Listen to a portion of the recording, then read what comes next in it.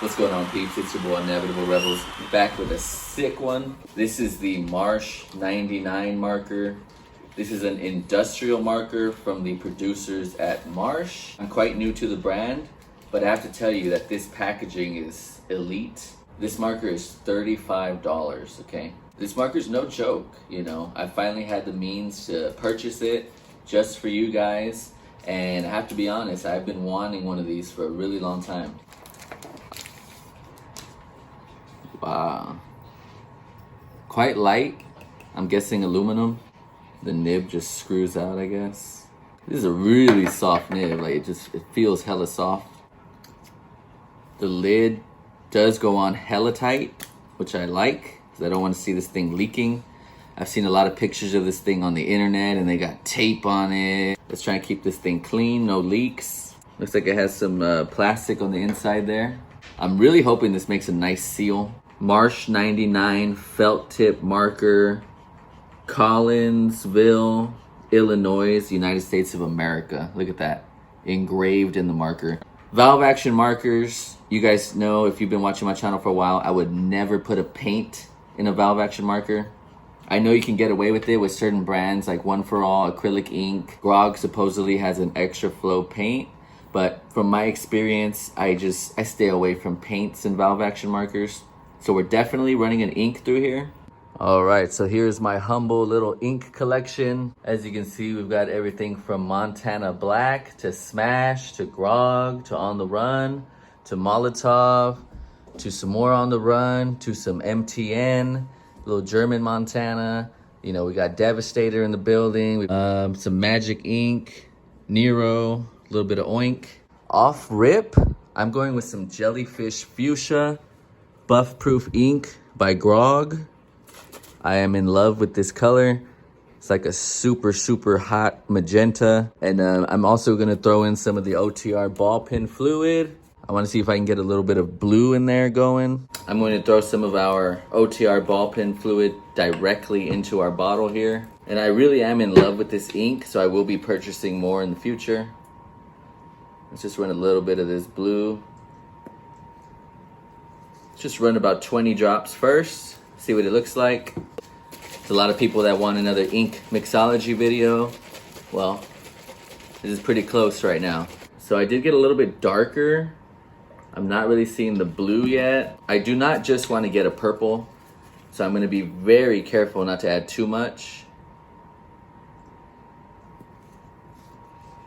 Because if I just get a standard violet, like, you know, every other fucking ink, I will be pissed.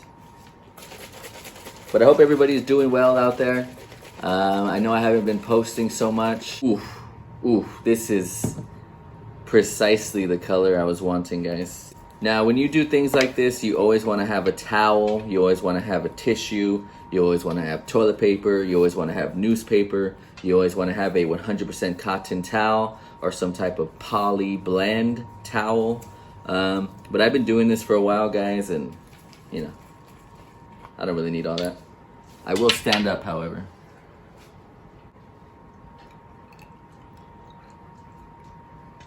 Whoa, look at that. Because I had to talk all that shit, I had to spill something, right? Put the back piece on. Now, I'm going to tighten the shit out of this, because I am not going to have this thing leak on me. Wow, I feel like I actually just did something. This is so well balanced. This is very nice, guys. I haven't been this excited for a marker review in an extremely long time.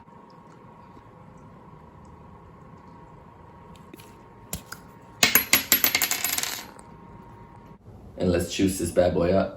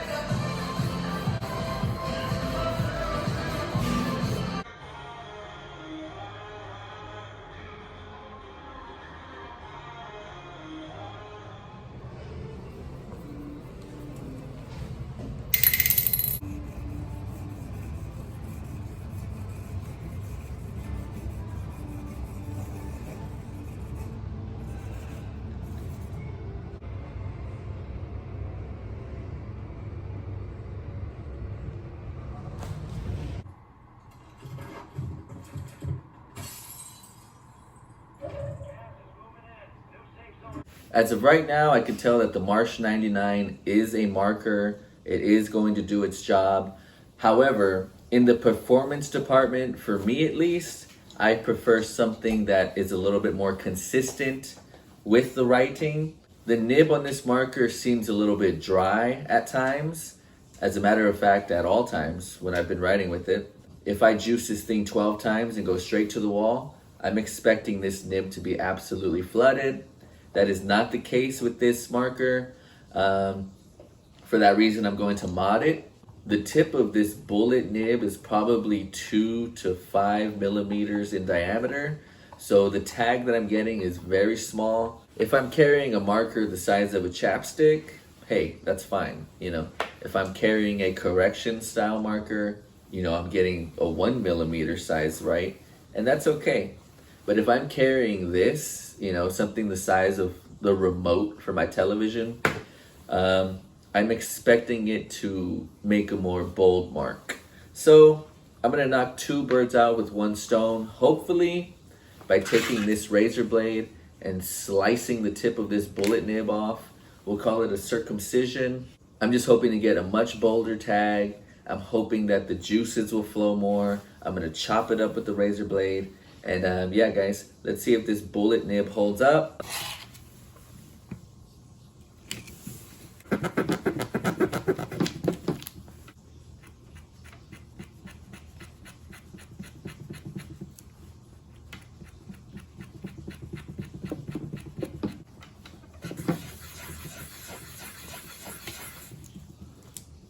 All right, and I have distressed it using a razor blade.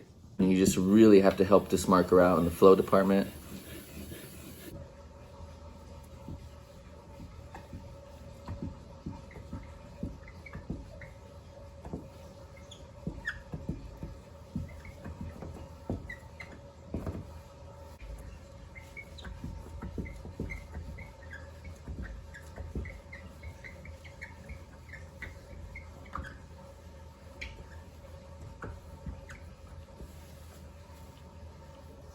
Got a much bolder, much nicer mark with this simple razor blade flat top mod. I'm calling that a success right now, guys. Let's get a couple more writes with it and see what's really happening.